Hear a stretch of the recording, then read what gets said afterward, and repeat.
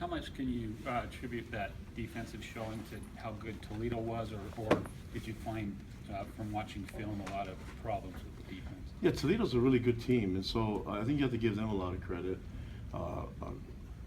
Quarterback Logan's a good player, and he's done some great things, and the scheme has been consistent. So they've had the same offense running for a while, even though they changed coaches. The offensive coordinator became the head coach, but I mean, last year they went into Arkansas and beat Arkansas. They beat Iowa State. They had a great season last year, and this year they're doing a lot of similar things. I mean, defensively, I think they led the country in 3 and outs and stuff like that. So they're a good team, solid team, and great coaches on that staff. But we didn't help ourselves out with some of the mistakes that we made defensively, and a lot of it was just not great discipline on our defense. And in order to play this type of style of defense, we need more guys to believe and to just play the right technique. And so some guys freelance a bit, and then it's just like one guy makes a mistake or try to do his own thing, and they just happen to capitalize on it right away. And it was like the worst that could happen on every play that guys make mistakes, and they capitalized on it. There's times where the guy makes a mistake here and there, and then no one really sees it. This one, we had way too many breakdowns, and most of it was technique. And then I wasn't really happy with the fundamental part of tackling, and that was a lot having to do with the technique and body position. So obviously, when you're not great with your technique, it's going to affect tackling. The inexperienced cornerback position got attacked a lot. You talked about guys getting baptized by fire in that game. What are they doing? What do they need to do now moving forward? No, it's part of football. I don't mind that. I mean, he didn't. You're talking about Wilcox. He didn't do great technique in a lot of the big plays, but the one I think they threw a skinny post on him.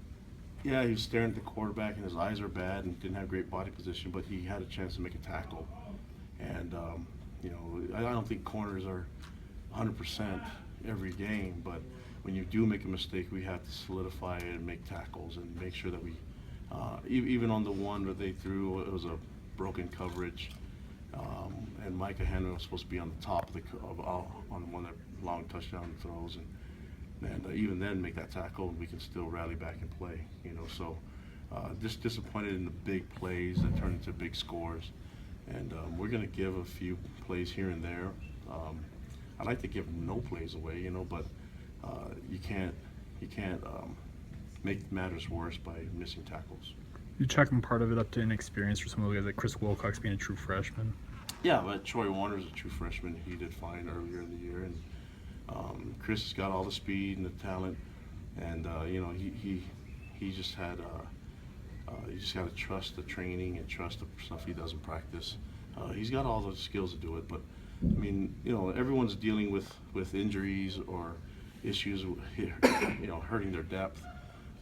These guys have to be able to step up, and I thought, to be honest with you, Diane Lake had some struggles early in the season, and he's stuck with it, and he had a great game, so these guys got to keep fighting, keep working with what we're teaching them, and it's going to be okay. But we're fortunate to win this game, and we talked about creating havoc and disrupting the quarterback's timing. We only did that on 2 plays, and we were able to get picks off of it. So Harvey was able to get some disruption and get some pressure on quarterback, and caused 2 interceptions, one that he tipped to Diane, and the other one that Kai made a great play on. So if anything, we can credit our guys for making 2 big plays, because we talked about that, and our offense not giving any turnovers up. So that worked in our favor. But if we want to play better defense, and if we want more success, we can't rely on trying to score 55 points every week.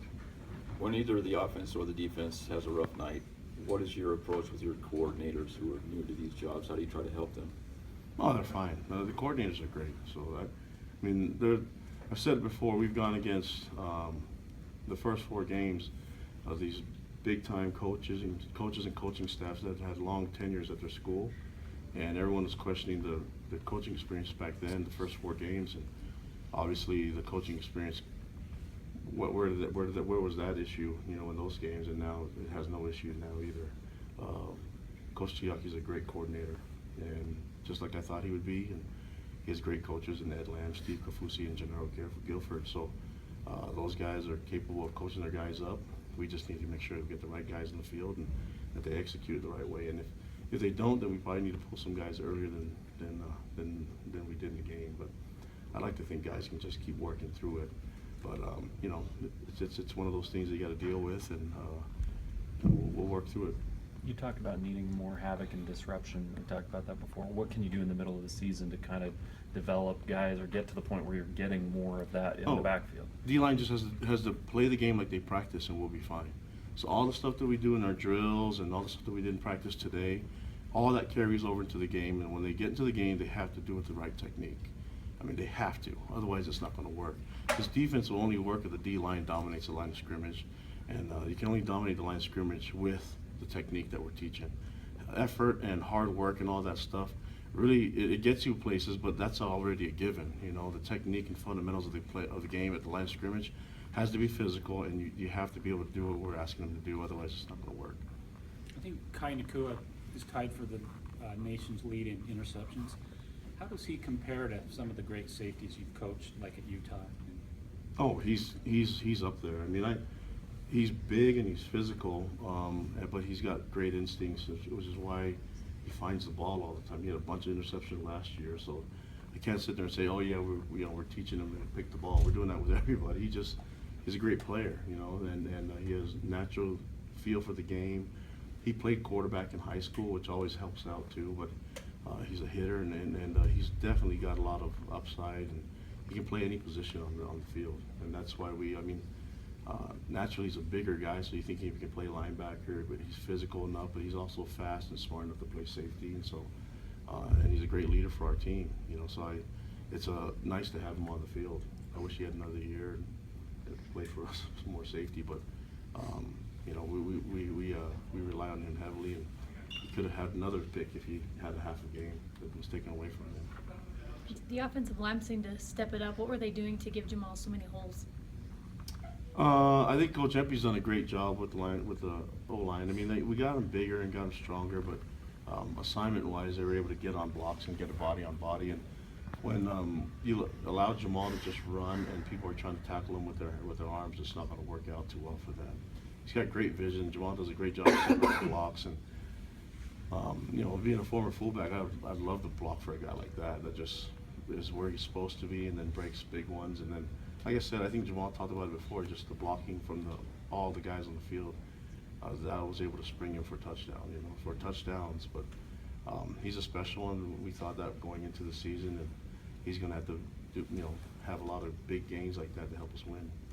What do you know about Michigan State, and what's kind of the challenge they pose for you guys? Oh, this great weekend? program, big physical, strong guys. That Coach D'Antonio is a great coach. You know, I mean, you look at the last 3 years, they've won a bunch of games. I want to say they're 36-5 or something like that. I can't remember. I was reading it somewhere, but you know, they win Big Ten championships, and they were in the national playoffs last year. So they had a great team, and you know, they're coming off some horrible loss that went in overtime. You know, but you know, there's a lot of things to learn from that game. But I know they'll be anxious to get home and excited to play this game. So we're expecting a physical game, and it's going to be a lot of fun. You know, so we're coming off a win, and our defense has something to prove, and so this is a great week to do it.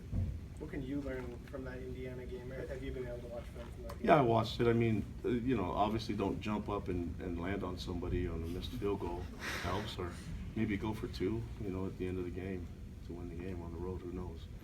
I don't know. Coach D'Antonio is a great coach, so I can't sit there and question what they did. But Indiana did some good things on defense, and you know, I think the weather played a factor in the game a little bit. But it was an entertaining game. There's a lot of great games to watch on, you know, over the weekend. A lot of good things to learn from the Tennessee-Georgia game. There's a lot of those things that will help our guys, you know, help them with the football teaching. And so there's a lot of stuff that you can't simulate that you can see from others' experiences, other than your own, to become a better team. Was the targeting call on Cy legit? Yeah. I mean, I hate that happens, you know, but it's hard to ask our guys to be physical, and then it's just hard to dictate that. But I understand the rules. Trust me, I've read it, and I'm about protecting elite people on the football team, so I'm on the field. So I'm not really. I mean, it was a bad hit, and you know, maybe there's a way we could done it differently. I don't know if he could have stopped himself, but you know, maybe we could just play smarter. I think he was a little late on it, but these guys were trying to get to him earlier. So it was a good call. Not all the calls refs make are bad. Are you wary of the Michigan State team coming off 2 straight losses? You know what's crazy? We're just focused on ourselves right now because I'm more concerned that we haven't played a complete game on all 3 phases. You know, so looking forward to doing that, especially now. And I know they're going to be ready to roll because we expect everyone's best shot. I mean, there's a lot to play for still in college football. So you know, we're excited to go to a place that's got a lot of tradition and a lot of success, and hopefully we can come out with a victory there. The offense is the 2 wins that you've had. Jamal's run for 160 plus. Mhm. When you faced the physical defenses in Utah and UCLA, wasn't able to get that type of thing. Mhm. What do you have to do to be able to get him going against a physical team like a Michigan State? Well, I think he was I mean, to his credit, he's a little banged up in the Utah game, and then that carried over. You know, so now that he's healthy, and they're great defenses. So I don't want to take anything away from Utah's defense and from UCLA's defense because they've obviously carried their defense over in some great performances. So having him healthy and 100% will be the key, and that's, you see what he does when he's 100%. But also being able to rely on the other guys to spell him a little bit. You know, Squally came in and got some runs, able to get Jamal a little rested so he can perform better in the second half. And we're going to need him and Algie to take the load off of all just being on Jamal. How do you think your defense matches up against the smash mouth style football Michigan State plays as opposed to the spread offense? We'll find out. I mean, this is a great opportunity for them to show up and like you said, play smash mouth football. So we're excited for the opportunity and excited for the chance. So let's get going. It's a gut check time for our guys, especially for our D line. So we'll see what we're made out of. How did Addison Pulsford kind of fill in for Butch? How did he kind of grade out? Adam. Adam, sorry. I got you. Yeah. So no. I mean, he did some really good things. Butch is obviously our starter. Butch is active, got great instincts, and Adam's a great player too. They're a little bit. You could tell that it was his first game getting significant reps and being able to start and play a lot of reps. But I thought he worked well with Francis. They still did a few things that we wouldn't like to see show up on film, but I think that happens every week. But I think for the most part, he did a pretty good job filling in. There are a couple missed tackles that I know he'd like to have back, and that I think Butch would have done a better job at. So hopefully Adam gets it fixed and we can make more plays this next week. Kalani, you talk a lot about playing a complete game. What exact areas are you looking for that complete game to come through, or does it change week to week? Well, I mean, it's all the 3 phases. I don't know if we do play a complete game and say we play our best on offense, defense, and special teams. I'll find something else to complain about. So it's not like I'm ever going to show up and say, "Hey guys, my work here is done." That was a complete game that I was looking for. So no, I think that's our job as coaches, is just to kind of be jerks and find things to get better at. So I mean, I appreciate the guys' effort and the hard work, but there's things that I just think that if we play assignment sound football and defense, I don't know what that's going to mean as far as points and production, but it should be better than what we did this last week. So it should be more like what we've done earlier when we've had success the first 3 or 4 weeks. I mean, that's what we're looking for, and but like I said, Toledo is a great offense, and that you can tell that they're really efficient and that they know how to work together, and I think they're a little underrated for the skill and the speed that they put on the field. Last question. Do you expect to have Butch and Troy available against I Michigan hope State? so. Yeah, I didn't expect you to ask that question, but no, I hope so. I mean, that's I've said before that everyone's tested with their depth.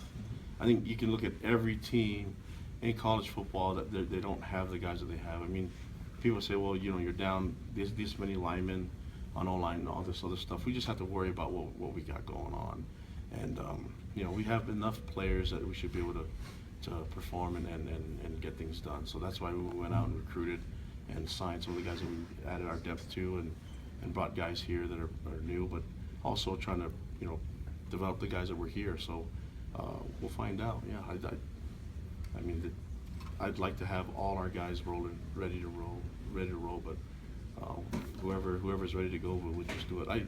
What I won't do is sacrifice their longevity of their career and their health just for one game.